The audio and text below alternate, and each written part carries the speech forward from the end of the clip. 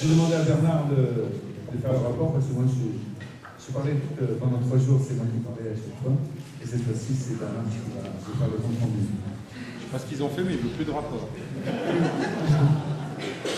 Alors, ayant été désigné démocratiquement par la seule voix de Marc, nous avons accepté, après cette unanimité, de faire le rapport. Donc, mardi matin, départ normal. Pour la... On ne peut pas vraiment en parler. Non, on balance pas tout de suite, on va attendre un peu. Donc, départ pour la centrale hydroélectrique de Campan.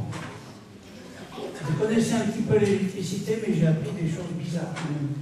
J'ai appris par exemple que l'électricité qui se faisait avec l'eau, c'était la même chose que quand on roule à bicyclette. Oui, jusqu'ici, pas trop étonnant, pardon. Mais ce qui est le plus étonnant, c'est quand on parle du nucléaire. Parce que là, il nous a dit, il a fait des comparaisons bizarres, c'était avec la cuisine un peu, vous vous souvenez, il nous a dit que c'était aussi long que quand on voulait faire chauffer des pâtes. Que quand on met de l'eau à chauffer, du haut du temps, et quand on met une centrale nucléaire en route, eh bien c'est pareil, il faut plusieurs jours. J'étais surpris parce que je ne savais pas que chaque matin, quand je mettais mon café à chauffer, je pouvais produire de l'électricité. Mais bon. Alors, ensuite, on a vu un petit peu les différents éléments, les tronçons, les conduites forcées. Et là, on a eu une petite surprise parce qu'ils ne correspondaient pas à ce qu'on avait dans notre quiz. Il faut vous dire que Marc nous avait préparé un quiz. Vous savez, des petites questions là, auxquelles on doit répondre. Puis il y avait des propositions de réponses. Mais très vite, on s'est rendu compte que les propositions ne correspondaient pas nécessairement à ce qu'on nous disait. Alors il nous a dit, mais il ne faut pas me dire compte, c'est parce que je ne suis pas de la même vallée. Allez dans sa place. On ne mesure pas de la même façon. Oui, exactement. Ils n'ont pas les mêmes lettres. Après ce moment industriel, un petit moment de poésie, un grand moment de poésie même, avec les mounaks. Alors vous avez tous vu au lycée, il y avait des petites mounaks à vendre et exposer. Tout le monde connaît sans doute l'histoire des mounaks. Pour résumer un peu vite, dans le village de Campan, quand la fille aînée héritait, elle avait plutôt intérêt à se marier avec un gars du pays, et si elle allait chercher ailleurs, lui, il avait intérêt à arroser. Sinon, il avait droit à toutes sortes de choses avec les fameuses mounaks.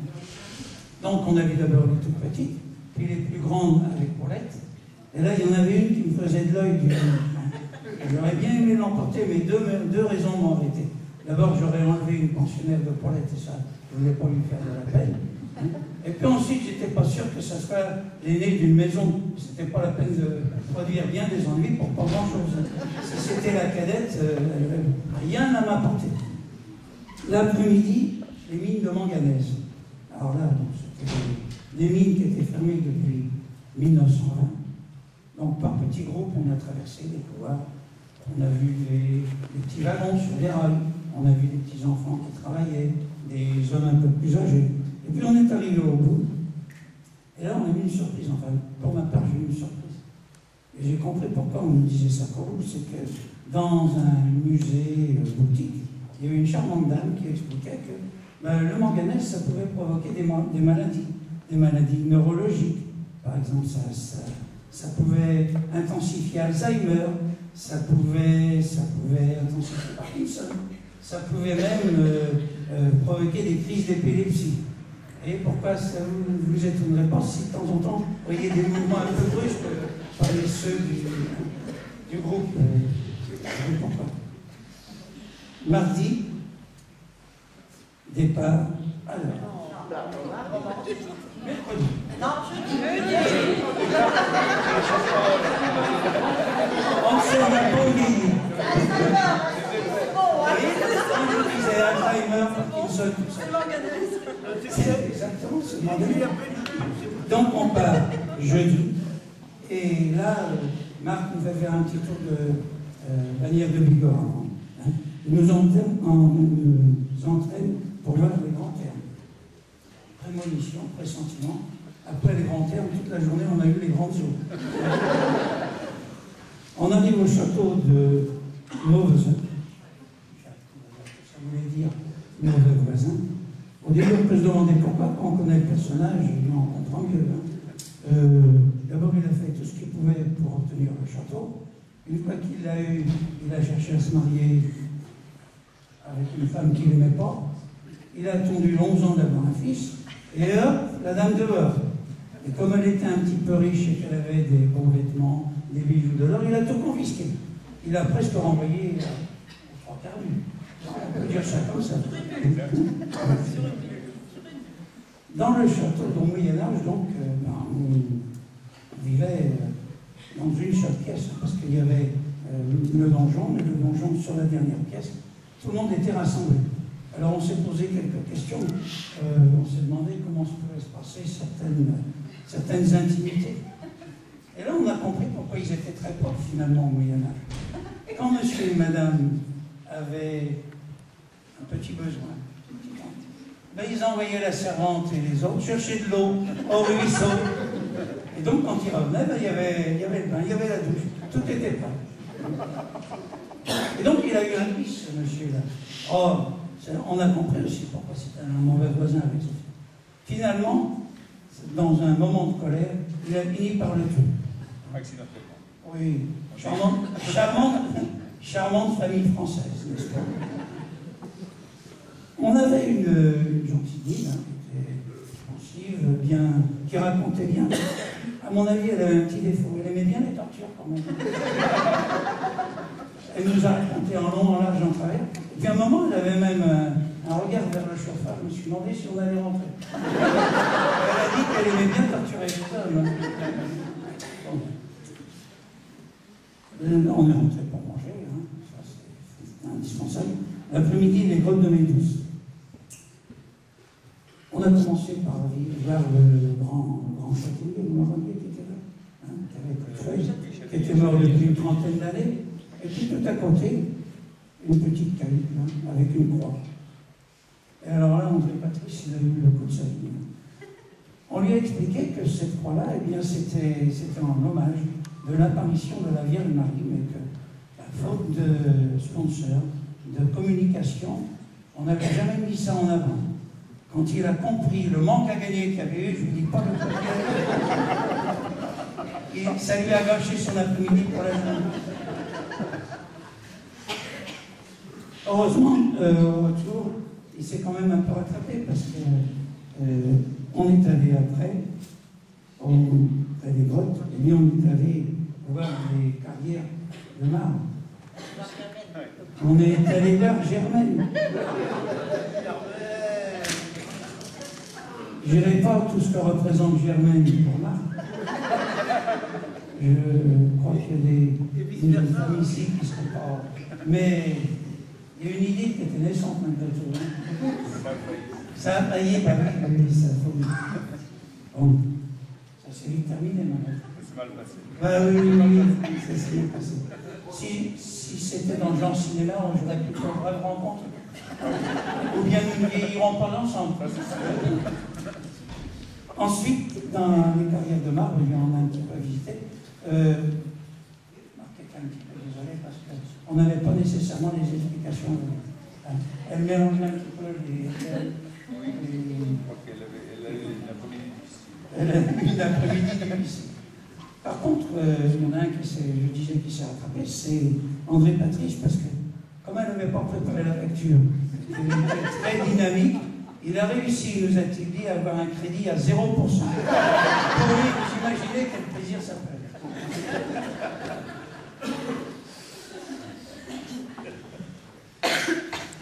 On est donc au vendredi.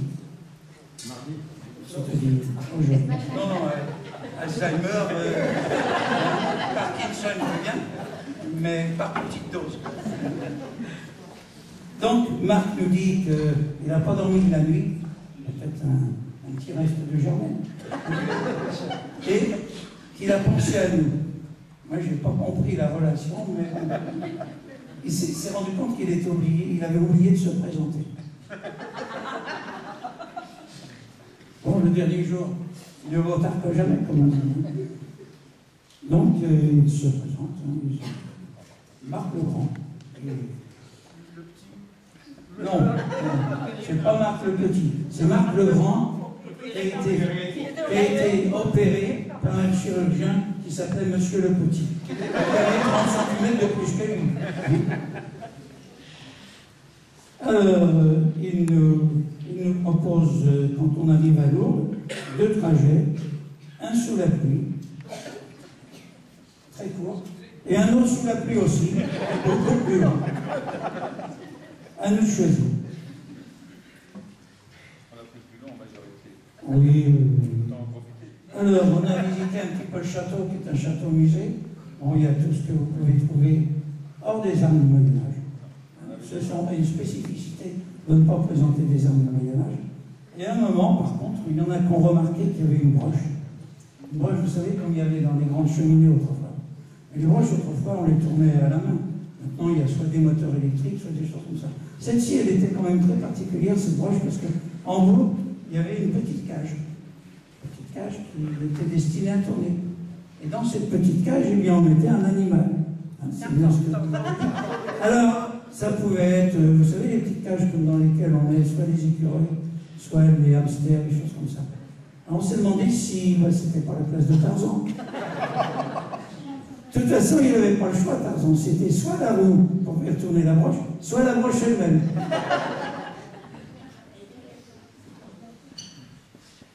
Ensuite, on est allé voir le centre de connaissance de risque sismique, où il y avait de très beaux tableaux, et puis des machines, des tables, des choses comme ça, où quand on mettait la main dessus, vous aviez tout le cœur qui tremblait. J'ai même enrayé mes lunettes, hein. C'est pour vous dire. L'après-midi. Ah oui, c'est déjà une approche de Parkinson. On ne savait plus si c'était la machine ou la mule. Ensuite, on est allé au sanctuaire.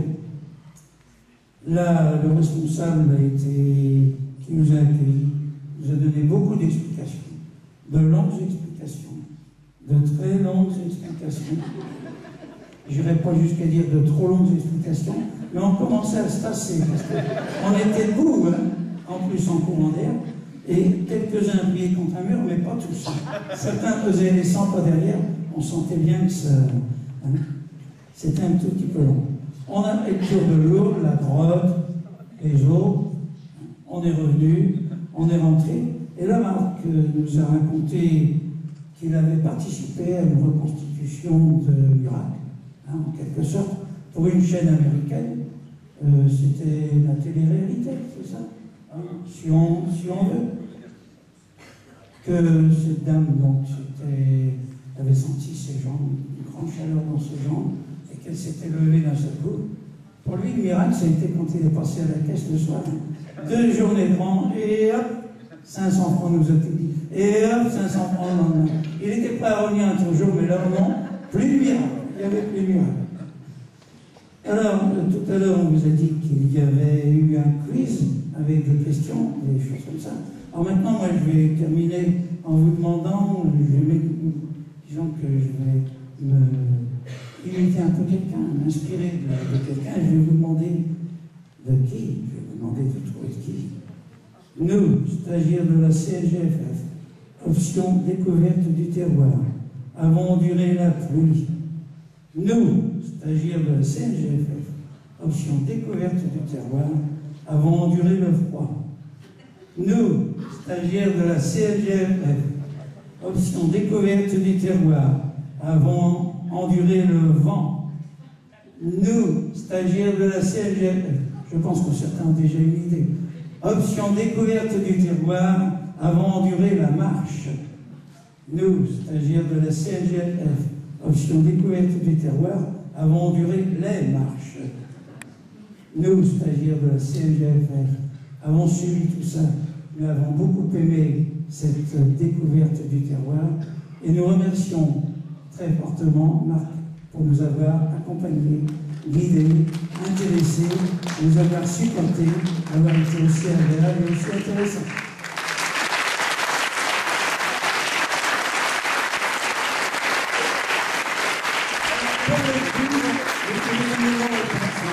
Il n'y a rien à gagner. Exactement. Oui, il y a. Alors, je voulais remercier tous les participants à ce stage parce que j'avais une exigence, je ne leur ai pas dit, mais j'allais leur dire. Et je voulais absolument que tout le monde soit à l'heure et qu'on respecte les horaires. Et je pense que quelqu'un avait dû leur dire avant parce que j'ai jamais rien de dire. J'ai jamais rien de dire. Ils étaient tous là au bon moment. Et il y a quelqu'un d'autre que je voudrais remercier, 2 personnes. C'est Marianne qui est en train de mettre son accordéon, mais j'aurais fait étudier d'un côté. Et Cathy Isla, parce qu'on a préparé ensemble ce stage découvert, c'est pas que moi qui l'ai fait. Elles ont participé avec moi. Et on s'est réunis, on s'est déplacés, on a fait beaucoup de choses ensemble. Et elles étaient avec moi et on a fait ensemble ce développement et préparé ce stage.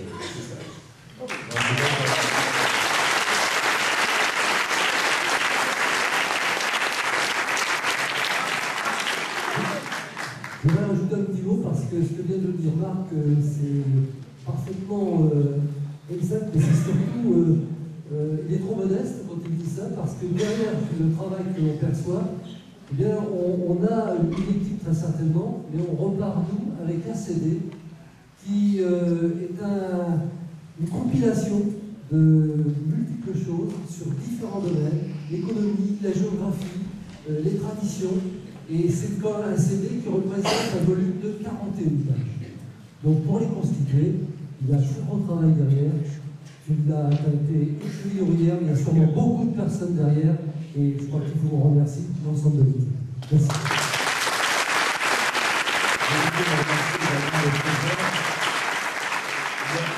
Le chauffeur du car qui est ressorti. Il te contrôle antidopage. Oui, mais il fume beaucoup. Et alors, il a quand même été très agréable. Je l'ai charrié pendant 3 jours.